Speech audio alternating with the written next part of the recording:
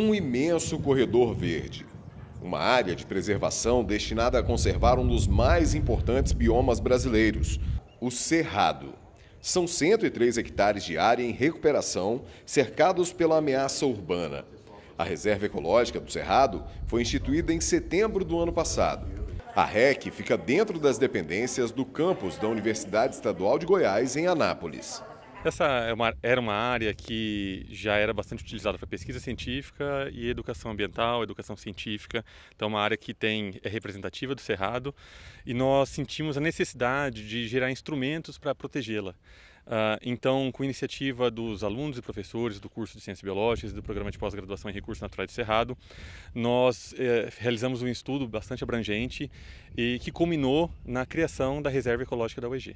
Desde a criação da universidade, em 1999, a área vem sendo utilizada para o desenvolvimento de pesquisas e projetos de preservação e educação ambiental. Antes disso, toda a área fazia parte de uma fazenda e estava completamente degradada. Com o cuidado correto, o Cerrado foi se recuperando. E hoje, pelo menos 3 tipos de vegetação do Cerrado são encontradas aqui. É o que a gente chama de fitofisionomias, né? O Cerrado ele tem, assim, as classificações mais aceitas, cerca de 12 fitofisionomias diferentes, né? Ou seja, 12 tipos de vegetação diferente. Então, cada tipo de vegetação desse vai abrigar determinadas espécies. E essas espécies, de certa maneira, elas convivem entre si, né? Elas vão de um tipo de vegetação para outro, mas lógico que elas têm a sua preferência, né?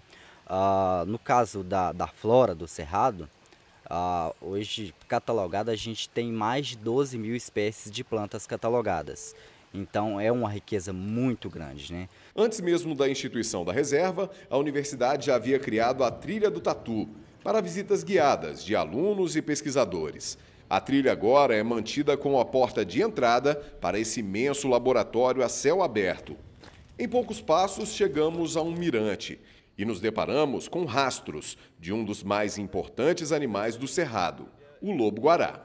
A gente tem diversas espécies da fauna do Cerrado aqui na REC, né? Incluindo aí mamíferos, répteis, anfíbios, né?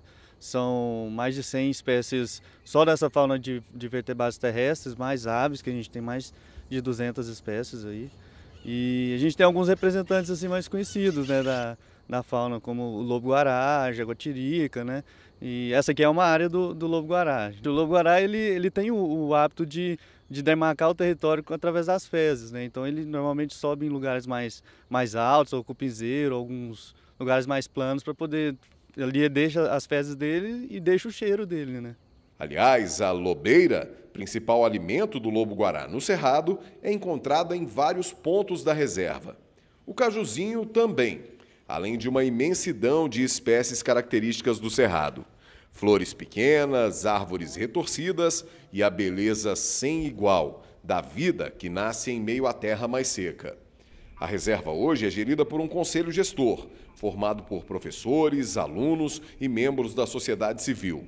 A ideia é manter a integridade da vegetação do Cerrado, como forma de estudos e preservação.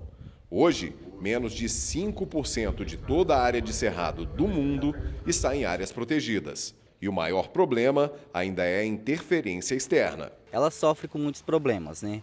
Dentre eles o fogo, a gente tem muito problema com o gado aqui também.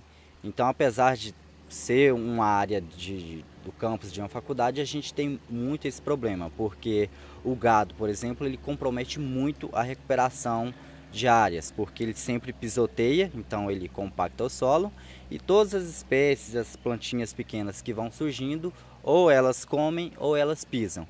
Então isso compromete bastante a recuperação. E o fogo também, né? A gente tem incêndios aqui ocasionados, esse que é o pior problema, né? Então a gente sofre com isso quase todo ano. Então o fogo também ele compromete bastante a recuperação, porque à medida que as espécies começam a germinar, começam a nascer, vem o fogo e dizima tudo. Então esse é um problema muito grande.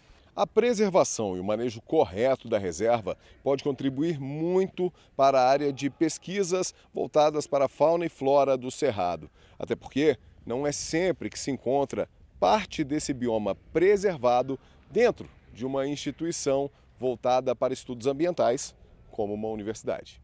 Esse é um privilégio. A gente ter uma área de cerrado tão próxima da universidade possibilita que as pesquisas sejam feitas nessa área, que os alunos possam utilizar para a educação. Nós recebemos escolas, milhares de alunos do ensino fundamental e médio visitam a reserva e podem desfrutar da riqueza que é o cerrado, visitando diferentes fitofisionomias e terem uma noção sobre a grandiosidade que esse bioma tem. E com isso a gente contribui com um papel de disseminar informação sobre o cerrado, garantindo então a sustentabilidade de um bioma tão importante.